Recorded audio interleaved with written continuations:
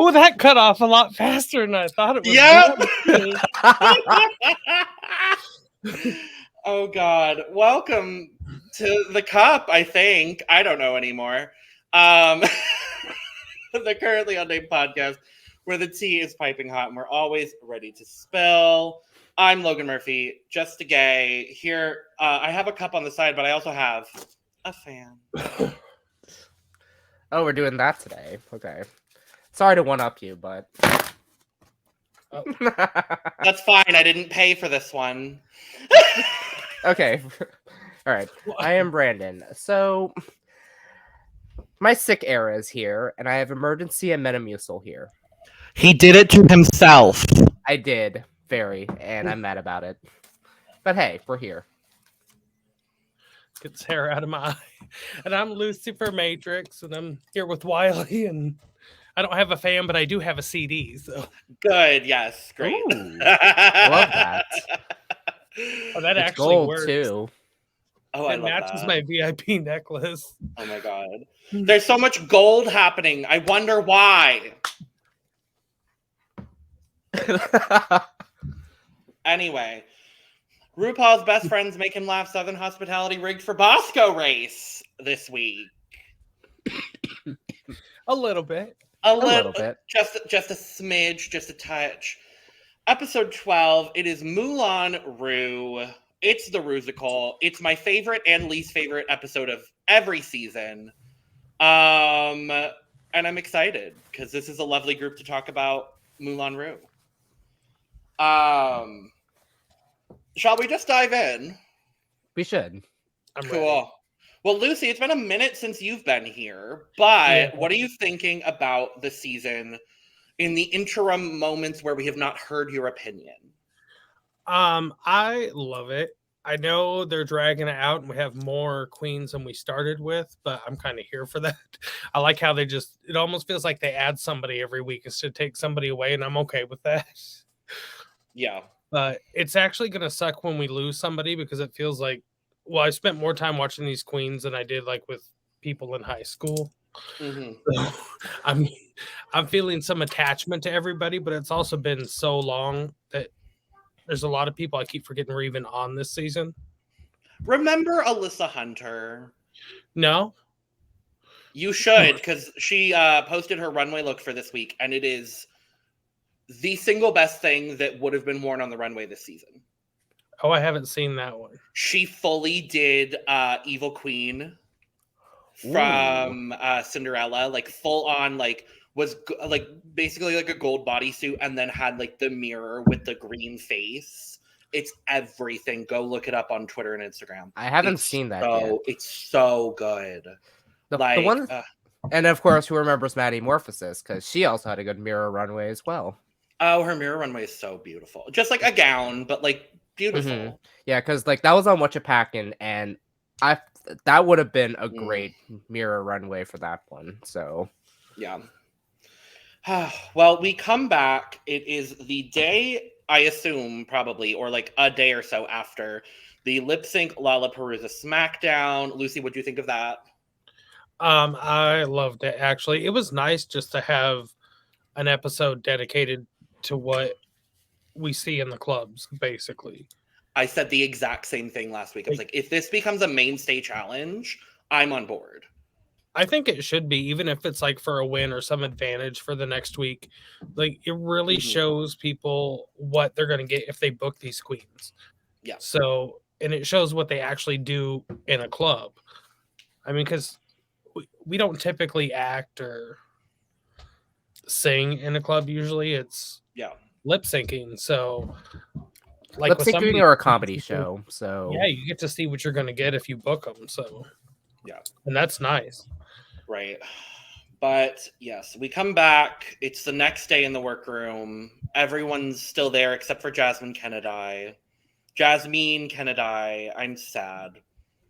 I really missed her in this episode. I'm going to be honest. I did as well. Like, she has become one of my absolute favorites from this season.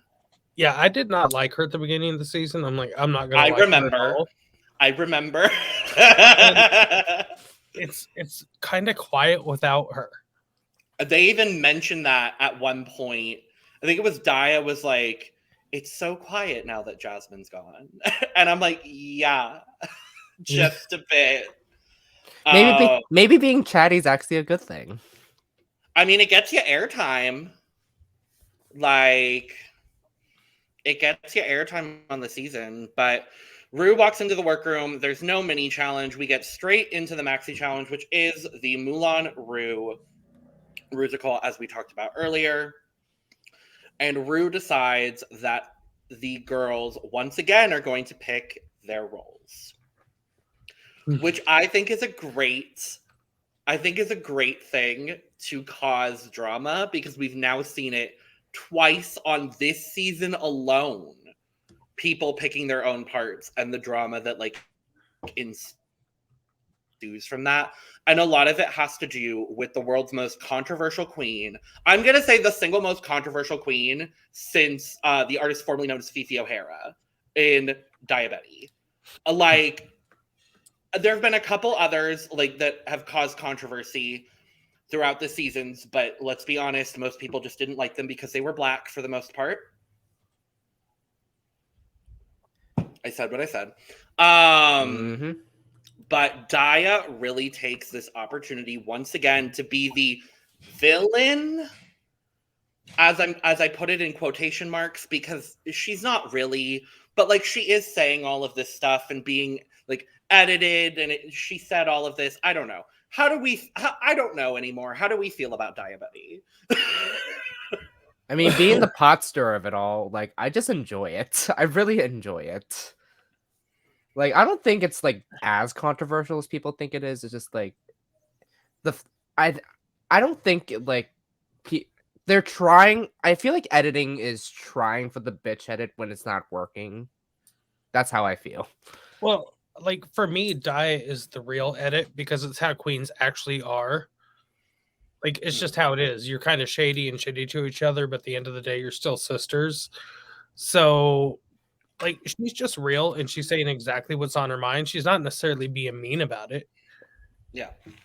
You know, it's not like she's saying, well, I'm mad that you won because you sucked. It's just like, yeah, she's just kind of honest. But I do like what she did this week. It was funny. Like, it really was. Real quick, like, oh, let's just hand it over to Willow and like just threw her. I vote Bosco, so it's a tie. Like, I loved it. I love it was her. A moment. Like, even despite, and it's exactly what you said, Lucy. Like, she's just being honest, and like people are taking that for whatever they will.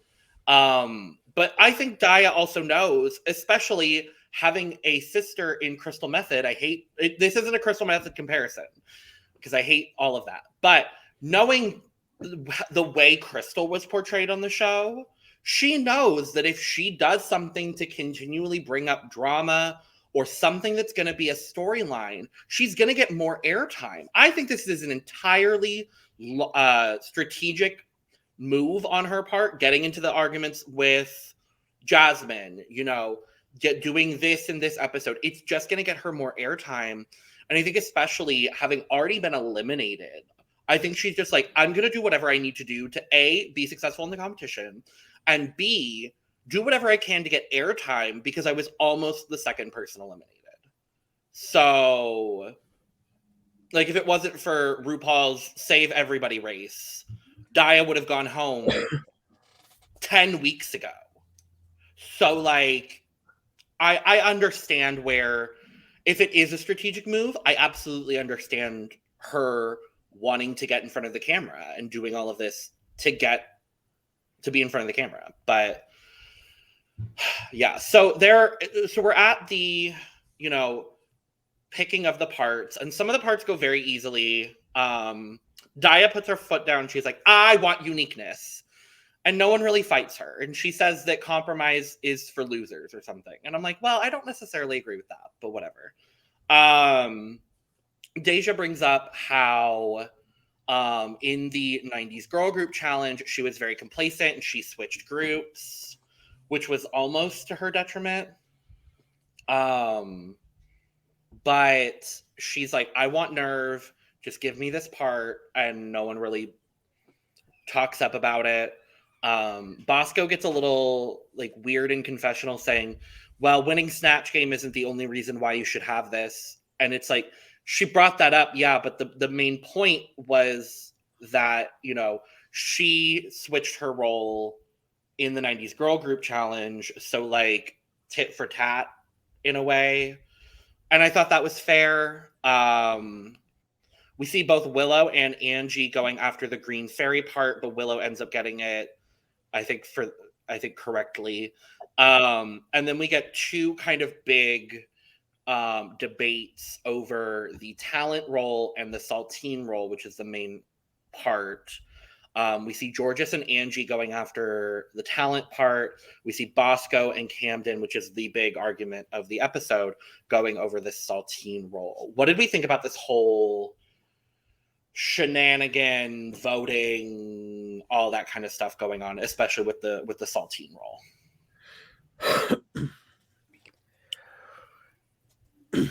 I mean, I like the drama. I do. Mm-hmm. So I appreciated that. I was a little bit upset with Bosco in that moment, but then looking back, it's like, well, Bosco just did what everybody else should want to do in that situation. Mm-hmm.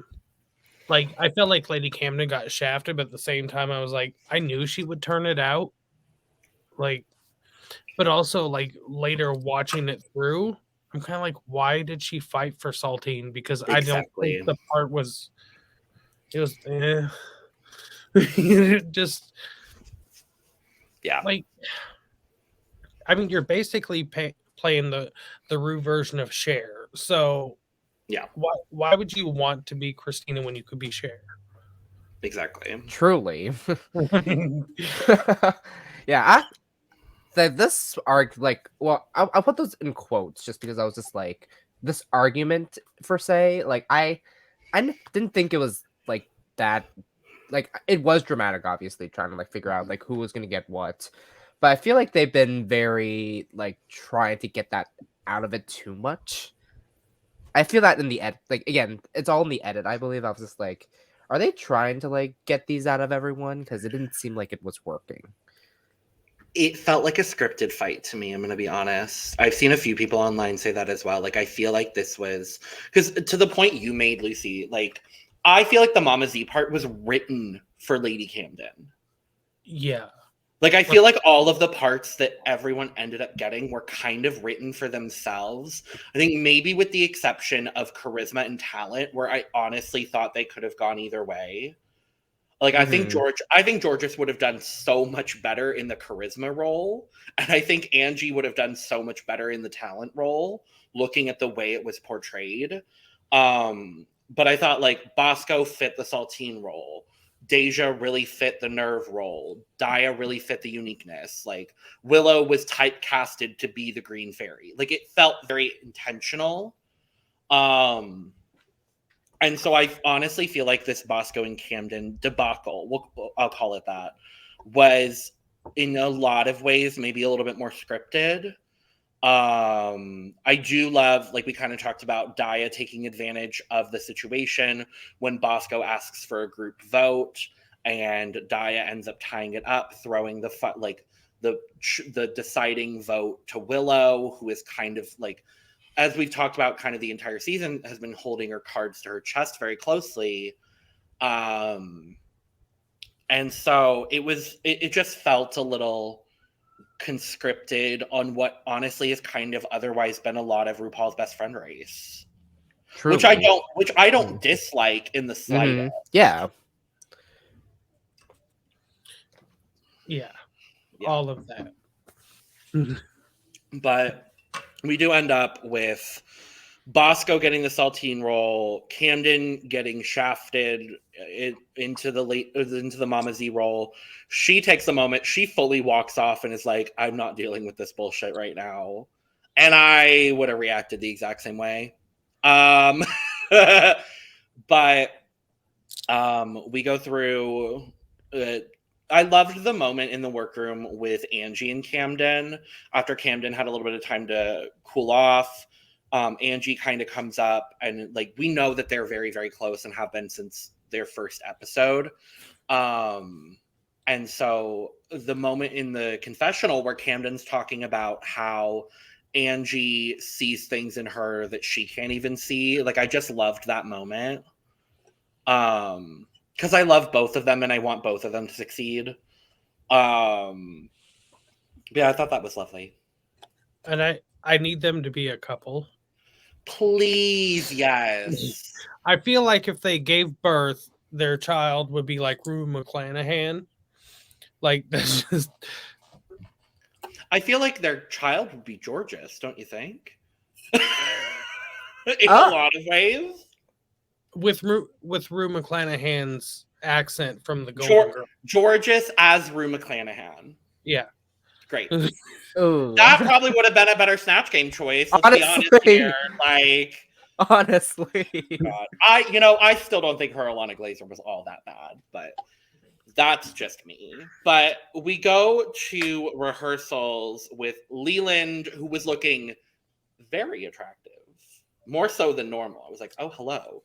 And then Miguel, oh God, I don't remember his last name. I'm so sorry.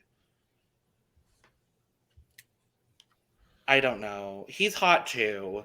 The choreographer, Miguel, we like him. Mm-hmm. And special guest, Leslie fucking Jordan. Ooh. I'm just gonna say it right now. I think the winner of this week's Maxi Challenge should have been both Leland and Leslie Jordan. Yes, I can 100% get behind that. I love Leslie Jordan. He really made this episode shine. Honestly. And I am ready for, screw the Jamal, screw the man we don't speak of anymore. Not that we spoke of him much before. Honestly, Miguel, I still don't remember his last name. I'm so sorry. Bring him in and just bring Leslie Jordan in to direct every single musical. Like, I'm on board. Acting challenges, musicals, improv challenges, just Leslie Jordan for everything, please. Exactly. Leslie Jordan and Nicole Byer on the comedy challenges. Ooh, yes. Oh my God. Or I will also accept Lonnie Love. Yes. And I will also accept T.S. Madison.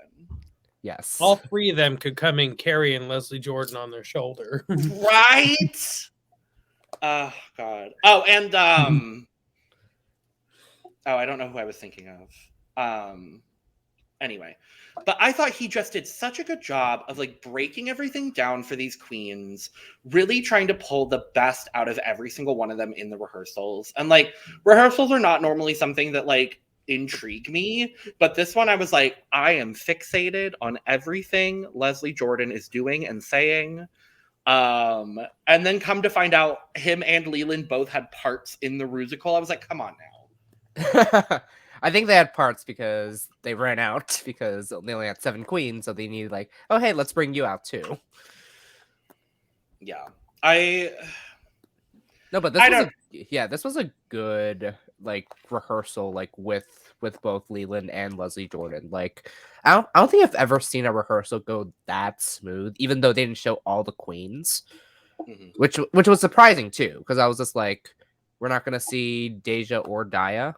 So, right. But they showed everyone else, and I was just like, okay. But it kind of showed, like, I think what was going to be of this challenge. So I don't think I was that mad. But at the same time, still give Deja the time she deserves. Right? Please. Like, well, I mean, really, Deja didn't get much airtime last episode or this one, so like she needs Makes another me moment. nervous. Yeah. Nerves. I don't remember what happened in the workroom before the runway. I'm gonna be real honest. Oh, Bosco was like not nervous about her part. Yeah, was this mostly them talking about how what if they had the role that they've gotten, how it would have turned out, I guess. That's all I remembered, because it seemed like a quick workroom and then went straight to the challenge. Well, and the challenge was a lot, so Oh yeah. yeah, that makes sense. Yeah, it was a long Rusical. I'm gonna go ahead and just say that this is definitely the best Rusical in a few years, if not one of the best. Yeah, and like we've talked about this before, I hate musicals. Mm-hmm. I'm that queer. I hate them. But I love this one. Mm-hmm. So it's not often that I thoroughly enjoy it. And then I think I've watched it about 4 times now because it was so good. Like, really, almost everybody was perfect. Yeah. Yeah, I don't think anything will ever beat Shade the Rusical for me. That's kind of my favorite one. Mm-hmm. I don't remember what the one from season 5 was called. The first one. They did the Black Swan. Oh God. Yeah, the one remember. It was Rue's Life. I don't remember whatever it was, but the season 5 and 6 are like the best musicals, obviously, because they were the first 2, and like nothing has really stood up to that in a lot of ways. I mean, I thought the Madonna one was pretty good. The Madonna one was good. I think the Bitch Perfect from season 8, Bitch Perfect, good. I love that one. If you count it as a Rusical, I think Glamazonian Airways from season 7 was also very strong. That is a Rusical. That is Rusical. But like nothing's gonna live up to Shade the Rusical for me, though I do think Moulin Ru is gonna be right there upon reflection later on. But I would have put Moulin Ru third, because mine was, of course, Shade, and then Madonna, and then this. Sure. Yeah, like I don't remember the first ones like from season 5, so I can't really rank that.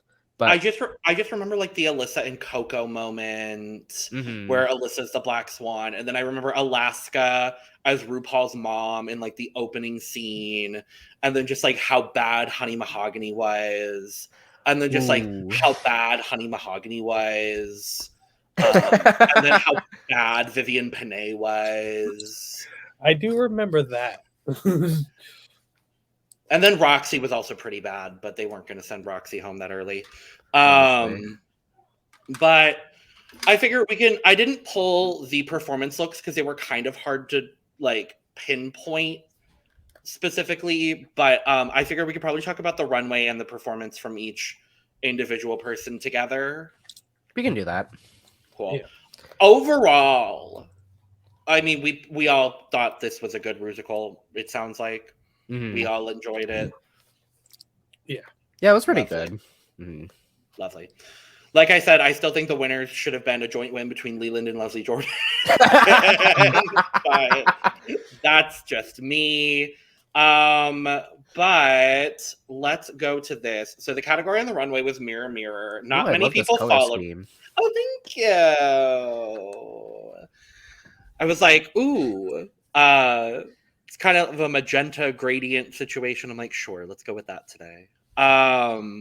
Everything blends together. The background, the name bubbles, everything goes together. But first up is Lady Camden as Mama Z, which was truly the starring role.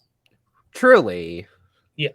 Like the narrator, like, come on. I thought this was much more, I guess, the star than Saltine in my like you said. Yeah. I'm just like, okay. But like she did an amazing job with Mama Z, because I was just, of course I was like getting that, like I needed like everyone to pull their performance, and like she was the only one that really gave it for me. Yeah, I didn't feel like she left anything out. Like I felt like she understood that role so well, almost like she wrote it, because she just nailed it. Mhm. Like every step, every facial expression, she killed it. So I mean, Absolutely. I can't believe for something not perfect with that performance, and it didn't happen for me. Maybe I missed it. No. Can we talk about the comment she made where she was like, maybe I should put Freddie Mercury into this? Well, and it worked. This just I understand that and I love that and I respect that, but I hate RuPaul like hyper fixating on like queens doing like one thing, and then it literally has to become their personality trait, and if they don't do it, they're not going to be successful. Like that, it like I feel this way with like Lady Camden with the Freddie Mercury and the Shakespeare and whatever.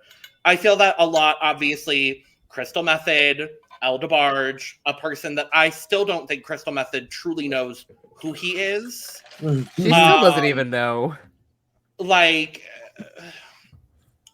it's just like in recent seasons, there's been a lot of like hyper fixation on like one thing you do, and then you need to include that in every single thing you do from now on, or you're gonna go home. Like, it's just, I don't. Another reason why I truly think RuPaul should just retire. He even said it in like 2 or 3 episodes ago. So honestly, I'm on board. This runway though, I love it from the waist up. Mm-hmm. Yeah, because all the mirrors, of course, waist up. There was nothing waist down, so It was just okay. If the runway really mattered for this challenge, Diabetti would have won. Yeah. Mm-hmm. So, but I didn't really like this runway for anybody. Like for the most part, it felt like a lot of people had the same designer. Well, and I feel like a lot of people just didn't do mirrors, as we'll come to talk about. Yeah. A lot of people I like just the didn't. headpiece, but I don't feel like the headpiece matched anything else. I feel like the headpiece matched the like leggings, and then the like jacket situation is like a different look that also included mirrors. I don't know. This wasn't my least favorite of the week. Mm-hmm. But like we said, if the runway really mattered, Camden wouldn't have won. So whatever. But yeah, she absolutely slayed every single bit. I don't know if y'all saw on Twitter, but someone tweeted, when Lady Camden is a star of the episode, it truly succeeds, because the only 2 episodes from this season over 9.0 on IMDb are her 2 challenge wins. Oh, wow. It's like, okay, sure. Like, it's so weird, but I love Lady Camden, so I'm happy to see it. But yeah. All right. Moving along, we have Bosco in the same fucking runway look 4 weeks in a row. But what did we think about Saltine? Again, she could have gone more with Saltine because she wanted this. Yeah, it was like when you go to a community theater performance, you're like, well, that was solid. Right. But it doesn't feel like you saw something on Broadway. No. Mm-hmm. So, like, it was good, but it wasn't like... Then again, I also feel like that type of character, there's really nowhere to go because it's already kind of set. Like, oh, love or money. It's like, and you know what they're going to choose. Yeah. Like, I think there's a way to do this sort of main character in a really dynamic way. I think of, and Luci, I know you'll appreciate this reference. I think of Drag Race Holland, and I think of Vanessa Van Cartier. Yeah. In her Rusical, having the main role. Amazing in this. Yeah. Like, oh yeah. Like, but that's a different type of performance style. So exactly, but my comparison was just like being the main character role and having this sort of like, it's a similar archetype, but not the exact same. And her really finding a lot of dynamics in the performance, whereas I I feel like Bosco did what was written in the script. Yeah, it felt And very kind of one note, maybe two notes. And a note and a half. Love or money. Those were the two notes. Yeah. Oh, basically. So, and then this runway. Well, like, I know this runway is a lot like the other silhouettes that she's had. I mean, they even showed it. But I love this one because there's something about it reminds me of, like, the Queen of the Night performance from Whitney Houston and Bodyguard. Mm-hmm. Like, that's what I'm getting from this. So, for that, I love it. But, like, if she hadn't done this 18 other times this season, I would love it a lot more. Yeah. Like, I love the spikes on the side of her head. I love that. This is my favorite of the bra, corset, panty looks we've seen over the last 4 weeks. Mm-hmm. She's one of the few people that actually did mirror mirror. And so for that, I have to give her a lot of props because most people just didn't. But, like, it's the same. And I also understand that, like, they don't know in what order they're going to be doing these runways. So, like, I understand. But if you brought 4 bra, corset, panty looks on a list of, I don't know, 20 to 25 runway looks to bring, that's an issue. Yeah. And that just comes down to the way that you packed for Drag Race. Uh-huh. Yeah, that's what I was thinking, because I was like, it's Vanjie giving the same leotard and cape. Yeah. Vanjie doing the bodysuit, Bianca doing the boat neck dress, even though they didn't criticize her for it. But, like, Carmen Carrera not wearing clothes. Mm-hmm. Like, it's all of that, really. Yeah, but I do agree with you with the fact that this was one of my favorite mirror mirror looks because it actually gave the theme. So, like, I want to say if I were to rank this, well, I'll rank it at the very end, but this is like middle for me because of that matter. This is probably going to be higher on my list based solely on the fact that this is one of the few looks that actually fits the runway theme. So we'll talk about it. But Willow Pill as the Green Fairy. I didn't love her performance, I'm going to be honest. Oh, interesting. I love Willow. I think Willow's phenomenal and lovely and amazing and beautiful. I thought her entire, she had the Black China, if you will. Like, she had like the Oprah from the Trump Rusical. Like, she had the moment where she comes in 2/3 of the way through, gets her own segment with no one else really hogging the spotlight, and she gets her moment, and it felt like she was marking her performance. Mm-hmm. It felt as though she was at like 75% when this kind of role needs 110. Mm-hmm. Oh yeah. Yeah, like her exhausted could have been a little more exhausted. Yeah.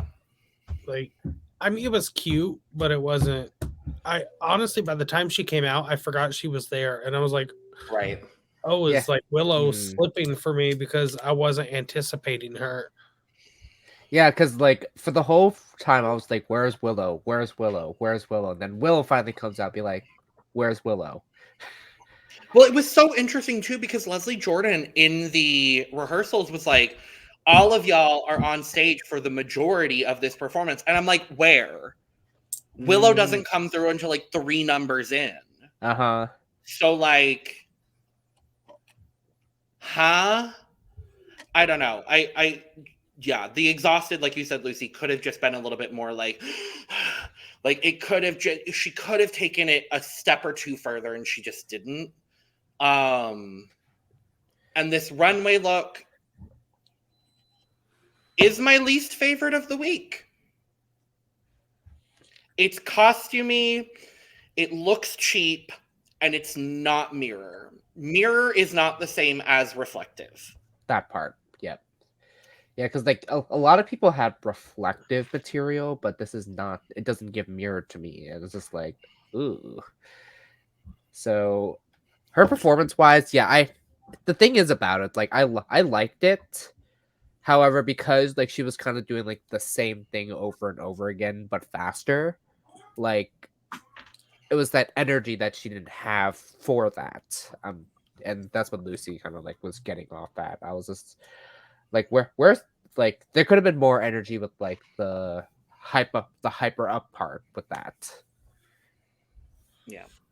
Yeah. I didn't like this look either. I liked her from the neck up. Sure.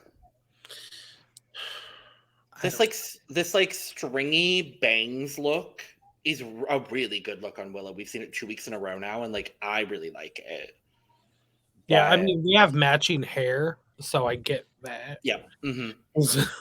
Absolutely. Yeah. Yes. Truly a style icon, Luci for Matrix. No, I'm kidding. But yeah, I didn't think it was a strong week for Willow. And I don't like that because she's only getting weaker in the competition. And I fear for that. Oh no. I don't know. But next up is Angie. She had the part of Charisma in the Rusical and then comes out on the runway in this lovely gown. What did we think of her as Charisma? She needed some. Like, I just wasn't feeling it. It wasn't bad, but like she didn't really stand out for me. Agreed. It was all right. It was all right. Serviceable. Yeah. Yeah, I didn't think much about it because of those four for charisma, uniqueness, nerve, and talent. Like, I wouldn't say. Yeah, actually, yeah. Like, I think she was like of the four, not as noticeable of them. If I'll have to say that, I could tie with someone else, but I'm gonna disagree, and I'm gonna hold my comment for when we get to that specific queen. But I'm gonna disagree with you in that regard. Serviceable is probably the best way to describe Angie's performance in the Rusical. She did the part. It feels very similar to the way that Bosco did. Mm-hmm. Like she did what was on the script and didn't really deviate much from that. So like, but I also thought everyone did a good job in the Rusical. So like, it's difficult here. This runway look, I think, is the best look on this runway, just for this category. Oh yeah, I agree. Like actual mirror, like it's stunning how it is stunning how like she got all those pieces like that. And the fact that it's like partial too, like which I make it love even more, so it's just not mirror for me. Yeah. Yeah. Like it was another one for me that was kind of like it's reflective but not mirror. And like you even see in this picture, it's more blue than like a silver mirror. But I love it. It's one of the best things that's walked down the runway on this season. It's just not for the category. Yeah. So. Yeah. Not a great week for Angie either. Willow and Angie are kind of slipping down a little bit, and I'm scared. Yeah, like Angie had a supporting role, and she said, "I'm going to be a supporting role." Yeah.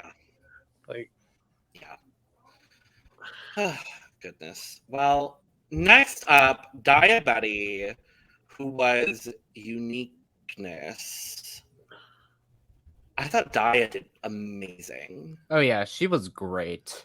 Of the four of that, like she was my favorite. Of the CUNT, she was definitely by far the best.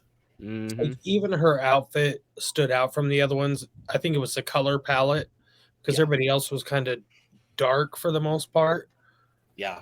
And then she's just so tall anyway.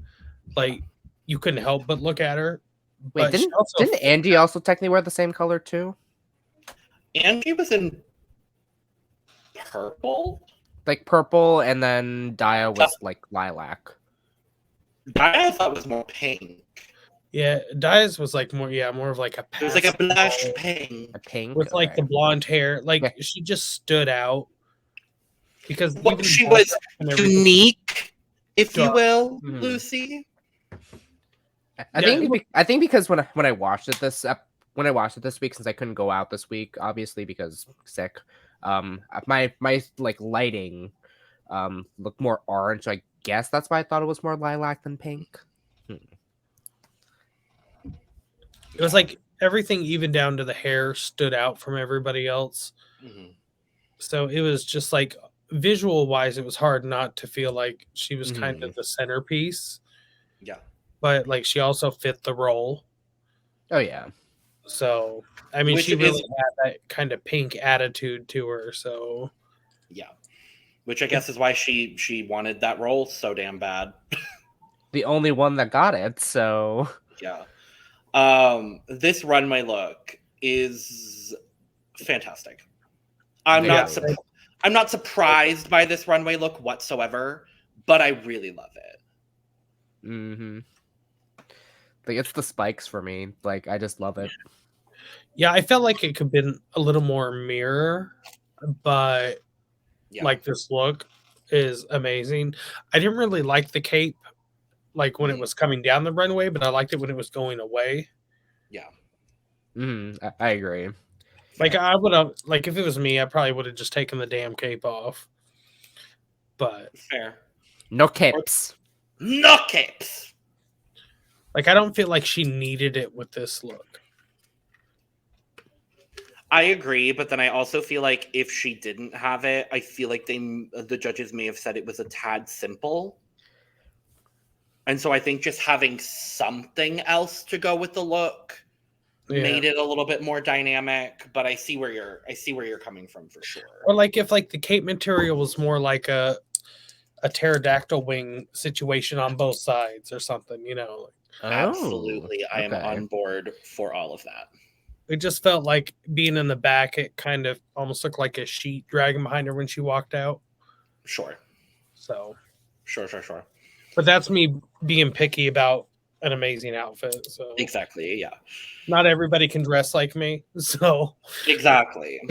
Yes. So. Oh boy, Jesus. Well, next is Deja Sky. I thought she did great. I thought she did great in the Rusical. Very. Yeah. But mama, this ain't mirror. This ain't even really reflective. Like iridescent, yes, but not reflective. This is an iridescent duochrome, mama. Well, the problem with this, it also showed off all the imperfections in the sewing, which when there's not much to the construction and then it's not perfect, like that bottom row kept buckling on the front, and I'm like, oh damn, she should have fixed that. And then a couple times where it matched up on the side wasn't quite lined up perfectly. But when you only have like 6 connections of fabric, those should be perfect. Yeah, for a moment I thought this was the whole entire outfit. It's 2 parts because it's the mesh and then the part. And it looks like it. Yeah. Honestly, if the holographic cage had just been panels in the dress mixed in with the black sort of like nude illusion situation, I think that would have been a lot more effective. But I also don't think this cage was meant for this dress. No, it feels really don't. Like a fish skeleton. And I don't know. And then like the piece in the middle should have gone further down. It just kind of. It could have been like a full gown with this fabric. Well, I was going to say, it kind of looks like, based on how the construction of the black nude illusion is, or the black mesh, I guess is a better way to describe it. The black mesh dress, it seems like there's some sort of like bustle situation that's supposed to connect in the middle. And that's why it's like bunching a little bit and it looks like that. I feel like there was another piece that was supposed to be a part of it because, again, I don't think these two were supposed to go together.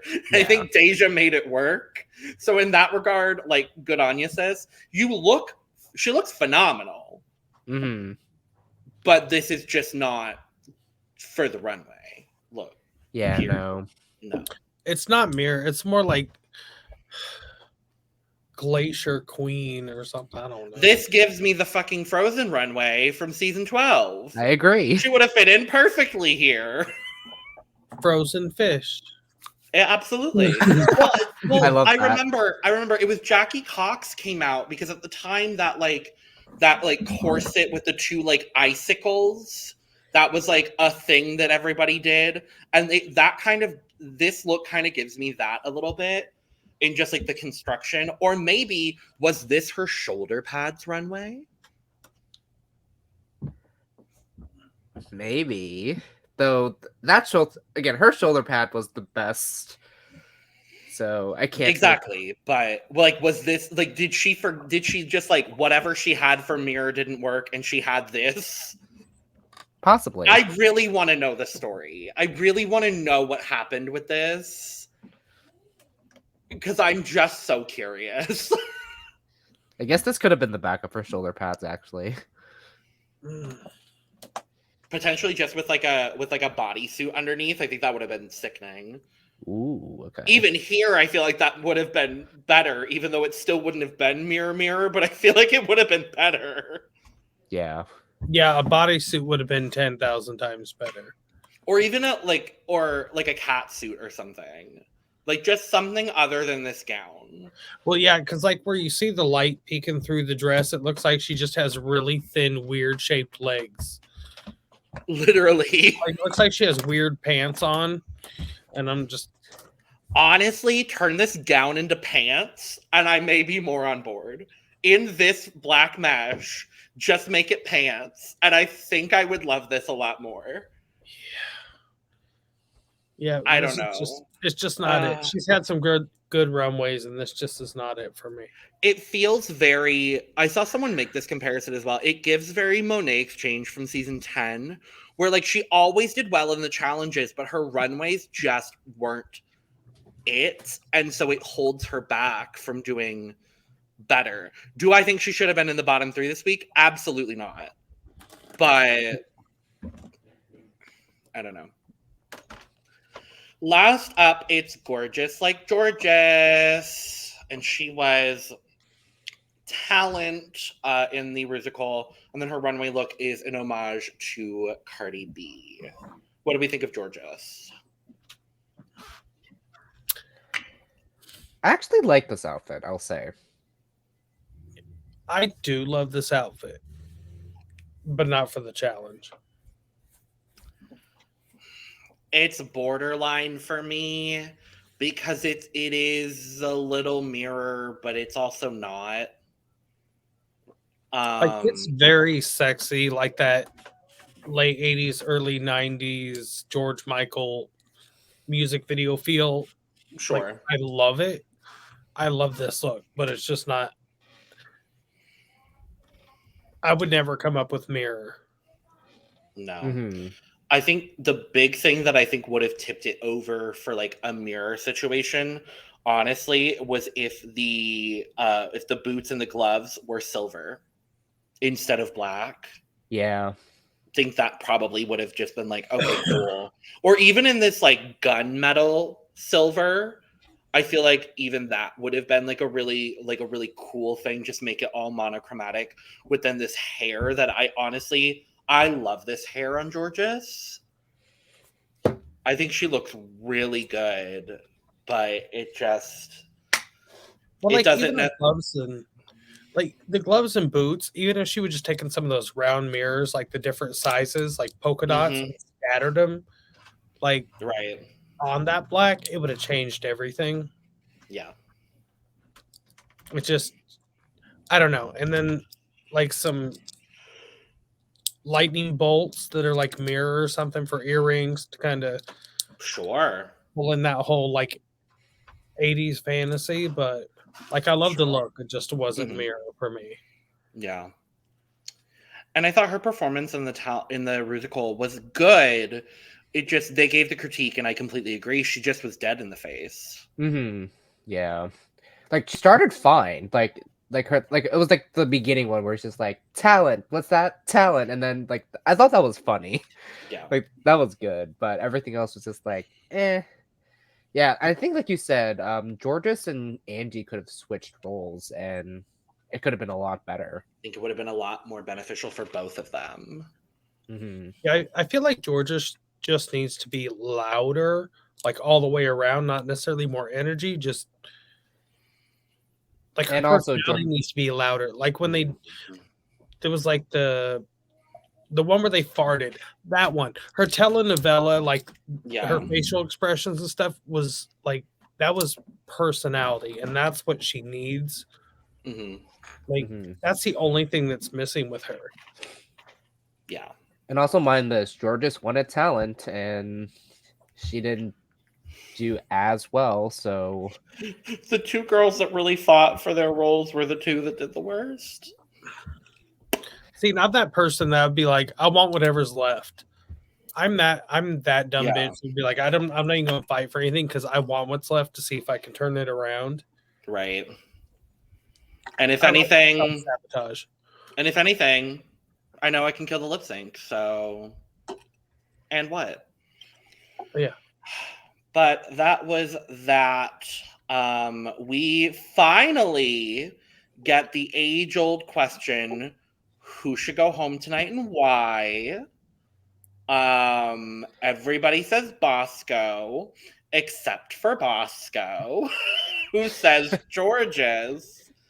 And Georges said, oh, you know what? I'm going to throw it back a few episodes ago. The library's open again. Because Bosco, in her answer, talked about track record. And Georges, in her answer, then goes, I think it's really funny that we're talking about track record, seeing as how Bosco was in the bottom 3 times in one episode. I have to tell y'all, I thought that was such a stupid remark the first time I heard it. And then going back and watching the episode a second time, I was like, you know what, Georges, you served. Like, that was everything for me. Yeah, I gay gasped. I was like, yeah, like my initial thought was like that. I was like, I gasped. I was just like, oh shit. But at the same time, it was like one of the best reads. That's not the reading challenge. Like, that's gonna go on the list of best reads of all time. Like, well, I of all the people, Georges is not the one. And that's what that makes came from. it even better. Like, she's got no room to talk. She has the worst track record of anybody. It literally, like, it took me about 2 seconds to process what she said. I was like,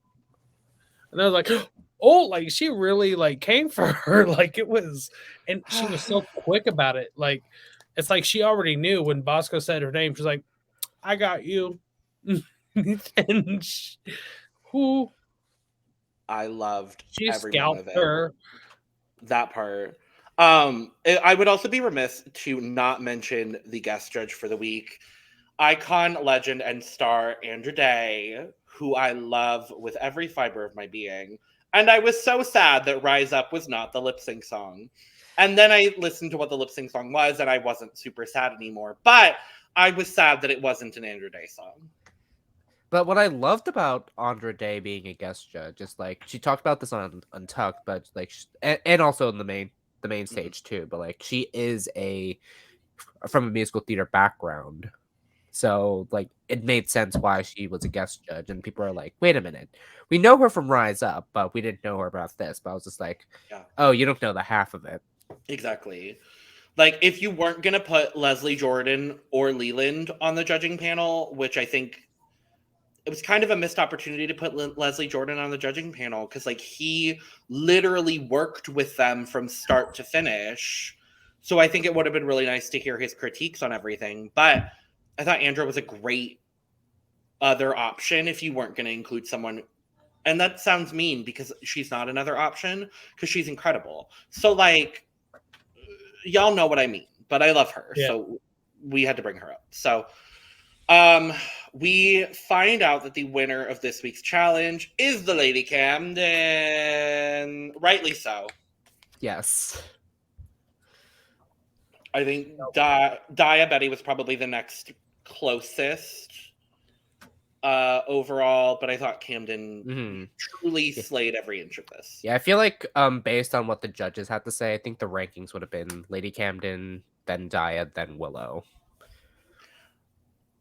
Which I don't agree with, because then we got the bottom two of Bosco and Georges. Do we agree? I kind of do. Kinda. I say kinda. Okay. Yeah. I almost feel like Angie could have been in there, and I hate to say that. But it was kind of... I don't feel like Deja should have been where she was at. No.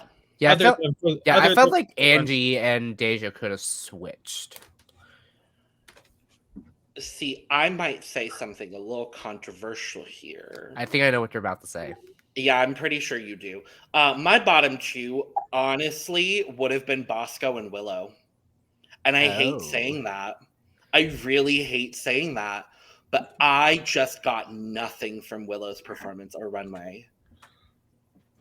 Yeah. I really like again, when you're saying, did you agree? I was thinking back to everybody. I didn't even think of Willow. Exactly. And I love her, and she was good, but it also felt like her part in this wasn't needed. Like, it felt like they wrote it in because they're like, well, we need one more part because of the way we decided to do, like, this season. Just okay, we'll just throw in a fairy moment because it doesn't need to make sense. Yeah, because there wasn't, to my knowledge, there wasn't really a similar character in Moulin Rouge, right? Nope. Like, it's been yeah, go ahead. Sorry. I think that's the problem. It just felt out of place. Like, it just didn't need to be there. So you weren't ready for Willow to show up. And then, like, she was gone and you forgot about her because it was almost like when you're watching YouTube and the commercial cuts in. Yeah. Like, you're like, oh, well, there's a commercial and then the commercial's over. Yeah. Like, it felt weird. Yeah. I agree. And I really hate to say Willow in the bottom, but, like, that's just how I feel. I can see why. Yeah, I can see why. So. I don't think there's any universe they would have put Bosco and Willow in the bottom together again, but oh, that would have been a gag, especially being as Willow had to be the one to make that decision. Yeah, over who got that part. Like, I would have liked to have seen it from that perspective. Yeah, I didn't even think of that either, but absolutely. But then they would have had to put the gold bar in Willow's. Well, so the lip sync song is Heartbreak Hotel by Whitney Houston. But again, we're doing some weird Hex Hector remix, which I'm going to be honest, I don't love them. This is the second one we've had this season, and I'm not a huge fan of it. Why can't we just lip sync to Heartbreak Hotel? Because it's a great Whitney Houston song. Why aren't there more Joellopus remixes? Like, I don't. Thank you. I would love that. Like, actually put the mixes in there that people are going to do in the club. Exactly. Because when those two lip sync against each other out in the club now, they're not going to do that mix. No. They're going to do, like, the Joellopus. Anything else other or than just the original. The original. I don't know. This lip sync was very good. Georges very clearly won, but for me at least. But I thought it was a great showing from Bosco again. Mm-hmm. Yeah, I agree. I was proud of Georges for not going just in dancing hard from the beginning. Like, she really took her time to build up, and I haven't seen her do that before. Yeah, and that's really hard to do for somebody who focuses typically on high energy and dancing. I especially because this is her fourth time in the bottom, and we're still seeing new and different things from Georges. Like, Georges is easily one of the most dynamic lip sync assassins we've ever had on Drag Race. And I don't think she's getting the flowers that she deserves, because some of the decisions that have been made on this season for Georges the character haven't been what the fan base is wanting. And maybe her win, I even said it in the episode, I don't think Georges should have won the challenge that she did. But I think as a drag artist, she is absolutely spectacular. And like, is she going to win this season? Not with 4 times in the bottom. So I'm just waiting for Georges to go home at this point. But like, imagine Georges like 3 years from now coming back on an All-Stars. Like, could you imagine? Well, yeah, because she's going to get more of that personality, more of the confidence. And she's like, 21. Like, she's already only performing like that. Like, exactly. she's gonna get booked very well because people want to see dancers. They want that energy. So she's gonna make her coins, and she probably will come back for an All-Stars. And she's gonna have like the wardrobe. I think she's gonna be more prepared. I mean, she's 21 and she's this good. Mm-hmm. I think she's slowly building that up already, because she was just on the iHeartRadio Music Awards along with Carrie Colby. Literally iconic. Like, I just... The doors Gia Gunn has opened, am I right? No, I'm kidding. Gia Gunn has nothing to do with this. I was trying to think of somebody else who could have opened these doors. I don't know. I don't know. The doors RuPaul has opened, I guess, honestly. But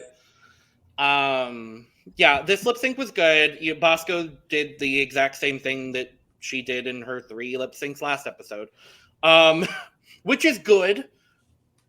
But I just have such a disconnect with Bosco and most songs. And I hate saying that. Honestly, I hate saying that. Because again, I love Bosco. I think Bosco's phenomenal. But just like the songs that she's getting to lip sync to, with the exception of Diana Ross, really, I'm just not connecting. And it's unfortunate, but... Well, because you know it'd be a different world, like in a club setting, what she would pick. Like, oh, yeah. Her stage setup, everything is not going to be the same. Yeah. But we see Georges win a 4th lip sync on this season. Is that the first? Well, Jasmine already broke the record with 6 lip syncs for your life. Simone has the record with 7 lip syncs in a season, but that includes 2 at the finale and the first one. And then, or there are 2 at the finale, the episode 1 pork chop bullshit, and then the final 4.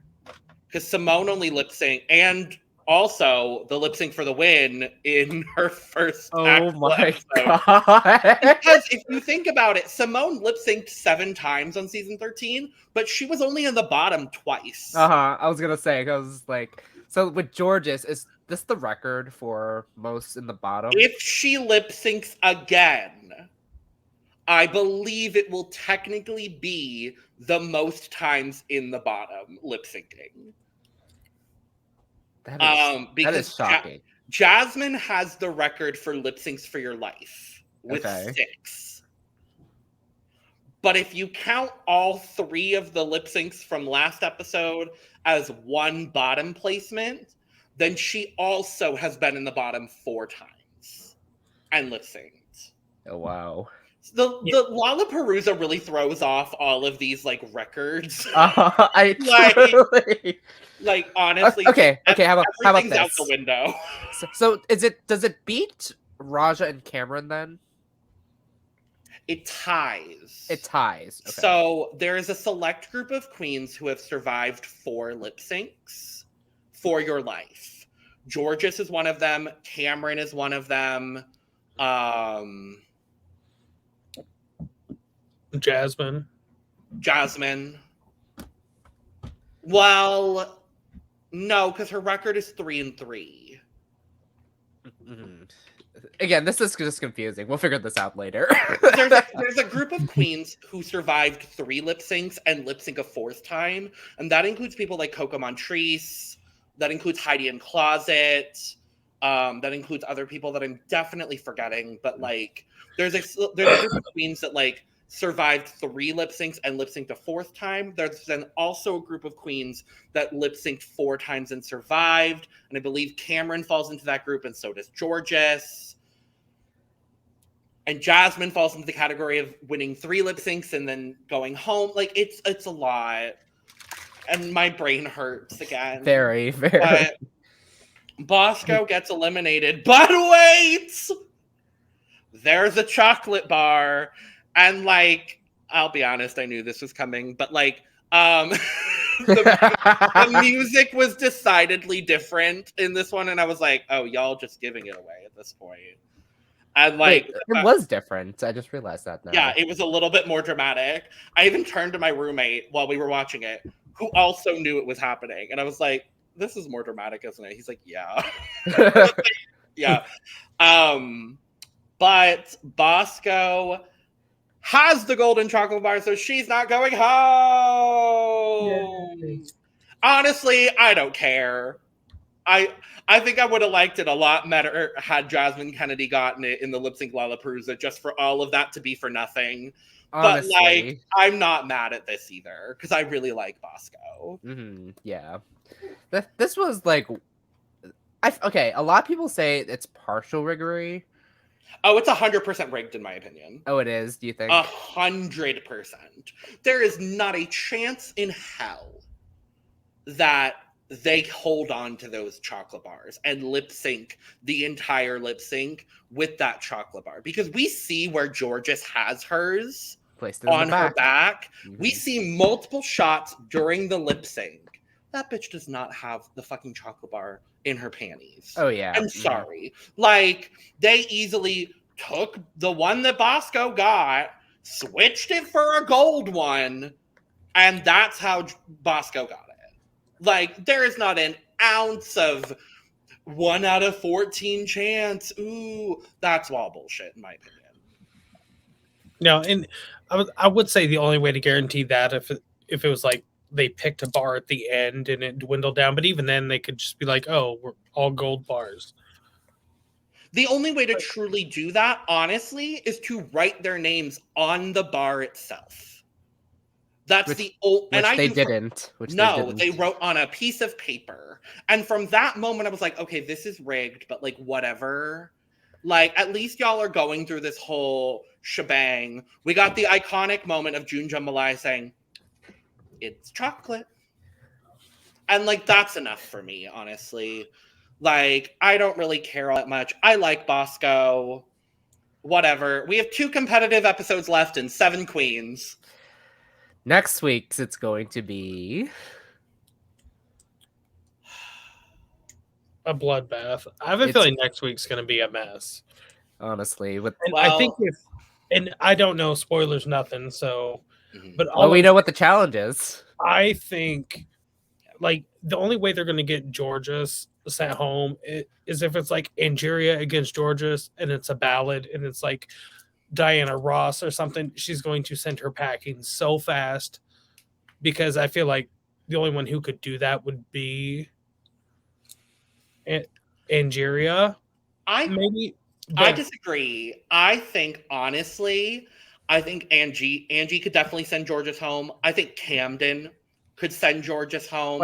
And I also think Deja could send Georges home. That's true. Like, if Deja brings it, which I need Deja to bring it because I've missed her.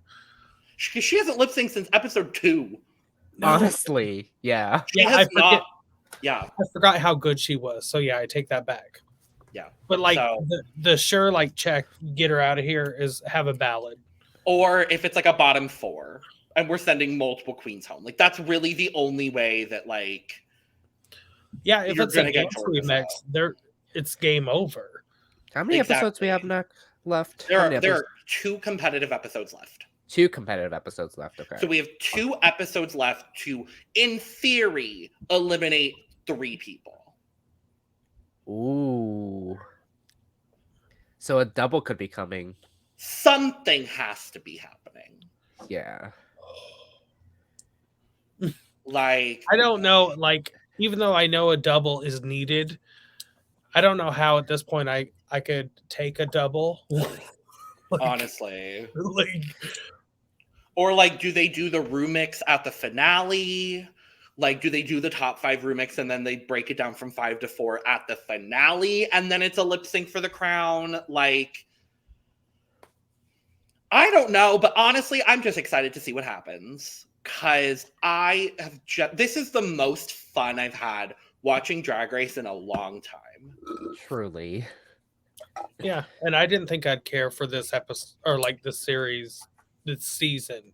I remember you said that on here. Season. Like, I wasn't looking forward to it. And like, honestly, the queens who I've in love with now are people like the first week I would have been like nothing, or like based on the promo, like Lady Camden. Like, I had no feelings about her from the promos, and now it's like watching her, she's easily my favorite, and she's still my winner pick.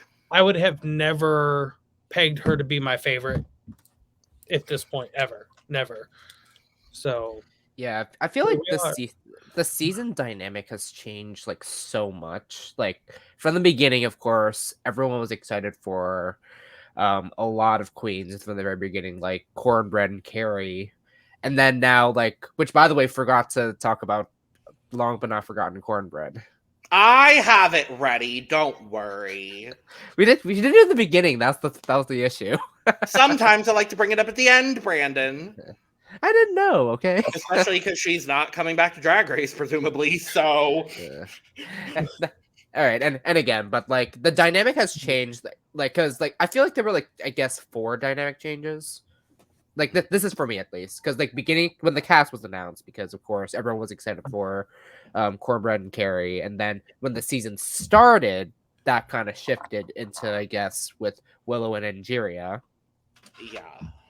And then halfway through, that's when everyone started getting on the diet train. Yeah. And then now it's like, oh shit, like it could be anyone. Literally, I could see any permutation of the top 7 in the final 4. And I think I'd be happy with whoever makes it to the final 4 at this point. Yeah. Because I think in all in their own different ways, they've all deserved a spot. Uh-huh. Yeah, the part that's gonna suck is losing somebody. Like, for me, it's not necessarily the finale. If you get there with 4 people, 1 person wins because that's what's supposed to happen. Yeah. But there's the whole thing of like losing somebody that sometimes hurts a little more. Yeah. But also, these queens have been here since before quarantine, so we're kind of attached. So I don't know. I really think this is the start, because people talk about like eras in US Drag Race. I really think this is the start of another new era. And a lot of people were like, okay, so is this going to be the conclusion of the 11, 12, 13 saga? Or is this going to be the start of 14 moving into 15, 16? And I really think it's that latter situation now where like Simone really capped off a lovely era of Drag Race. And if you think about Evie Oddly, Jada Essence Hall, and Simone as winners, like that, despite not having the strongest seasons, I think that is one of the strongest groups of winners that we've had in a very long time. Uh-huh. And I think whoever wins 14 is really just gonna catapult this like new era of Drag Race that'll probably last for another 2 years, because that's probably how long it'll be before we get to 18. So I can see that, because like I feel like I categorized the eras within like when they started like transitioning from VH1. So it's just like because like the last logo season, like season 8 was like 8 was like a really good season in my opinion. Yeah. And then once 9 hit, it was just like we saw a shift, but we didn't know how we felt about it. Now it's just like we're now seeing that shift now. Yeah. Because I see the eras as like 1 through 3, 4 through 6. I see 7, 8 as their own thing because of the switch from logo to VH1. And then 9, I would honestly say 9, 10, and 11 is the interesting one. Where like 11 can either go with like 9, 10, because of like the drama seasons, if you will, or it could go with 12 and 13 in the like newer age. But I wouldn't put those 5 seasons together. Yes. Like there would be somewhere where I would break it up, and I don't necessarily know where. So 11 would have been the cusp then. Yeah, 11 is like the cusp with like how insane 11 was and having 15 queens and all of that happening. And then I really feel like 12 and 13 were very, very strong as a duo and could be with 11 or not or whatever. And then 14, I think, is really going to just skyrocket. And I can't wait to see what they're going to do for 15, because I'm finally at the point too where like production, like the production rigor of it all, it angers me, but at least they're doing it in creative ways. So it's like, I can't be all that mad. Yeah, I mean, this season was definitely really fresh, and I don't think it was expected. Like, it just wasn't expected. At least for me, it wasn't. And like, I think the season also gave an opportunity for everybody to be loved equally, almost, other than June. I just don't feel like June's the only one that didn't really get enough time to. But I still love June. Yeah, I would honestly say June and Alyssa, because Alyssa was just not a priority. Yeah. Even though Alyssa was like one of the most anticipated queens of this season. Yeah. Right. They should have just left her in the workroom just so we had eye candy. Right? Like Alyssa Hunter could have been the Dahlia Sin of the season. No, well, make Alyssa Hunter the pit crew. Exactly. Yes. Okay. I'm 100% for that. Like, then. as attractive as Calix is, like, just make Alyssa a part of the pit crew. Right? I would have honestly, if the pit crew was like Alyssa Hunter, Cameron Michaels, and like, I don't know who else. I want to see that movie. Tina.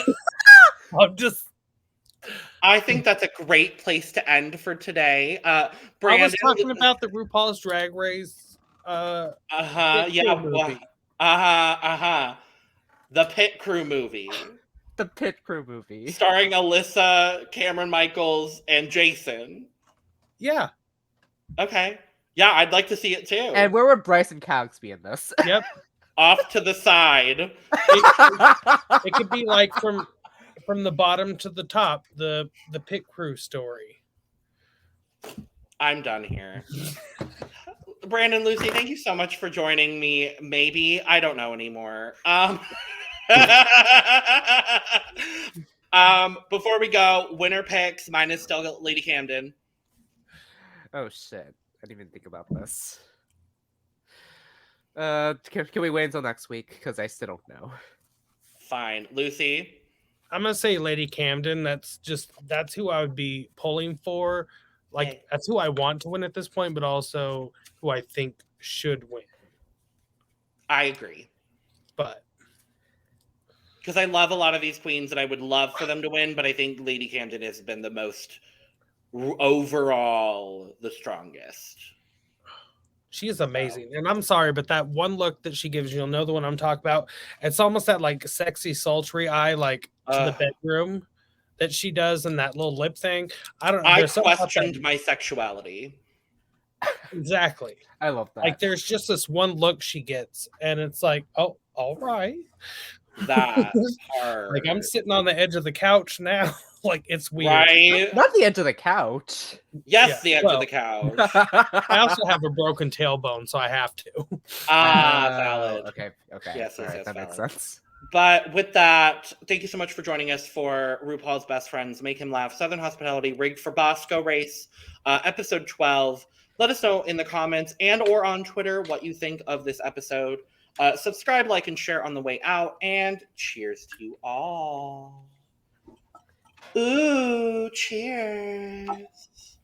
Bye-bye. Bye-bye now. Vodka. Bye.